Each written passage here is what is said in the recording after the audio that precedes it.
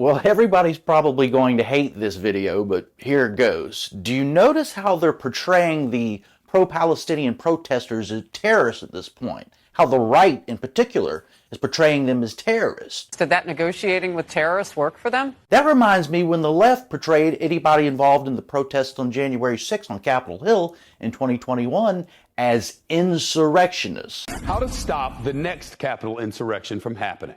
Now, the point I'm making here, I don't like most of what's going on with these pro-Palestinian protests. Do I agree with their plight in trying to raise awareness about what's going on in Gaza and all the death and the destruction of innocent civilians? I absolutely agree with that. Do I think that's what they're doing? No, at this point, it's about themselves. They're making it about themselves. It's not about the war and the horrors that are going on in Gaza right now. But I do believe in the First Amendment and the right to protest, and that's what a lot of them, I would even dare say most of them, are doing, despite some of the vile, truly anti-Semitic and bad people there. A lot of them just have this position and are exercising their First Amendment right.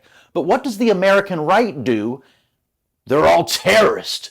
So when we see these videos of maybe police overreach or law enforcement overreach and some brutality and things that probably aren't legal and certainly not constitutional or moral, it's excused because these people are terrorists, they're anti-Semites, and their basic rights get abused.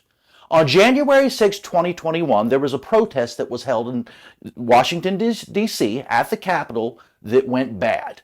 There were people guilty of trespassing. There were people probably guilty of violence. There was a lot of bad stuff going on there. There were some vile people there. But the overwhelming majority were exercising their First Amendment rights. I'm not excusing the trespassing. I'm not excusing some of the crimes that may have been committed. But by and large, they were having free speech and letting their voices be heard.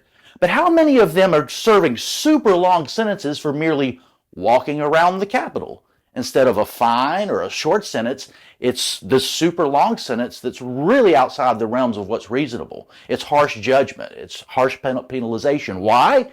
Because they are insurrectionists. How to stop the next Capitol insurrection from happening.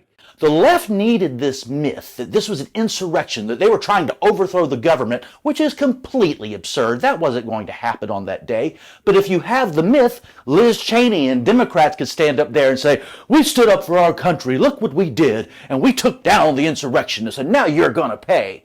Well, that's happening with a lot of protests right now. How many of these are college students who don't even know the issue they're talking about, and they're out there doing what everybody else is doing? I do not want to see, when this thing ends, when these protests end, any of those college students treated the same way so many involved in the January 6th protests were. I don't want the right portraying people as terrorists in the protests and them getting super long sentences. Did that negotiating with terrorists work for them? I don't like when the left portrayed everybody as insurrectionists and did the same thing.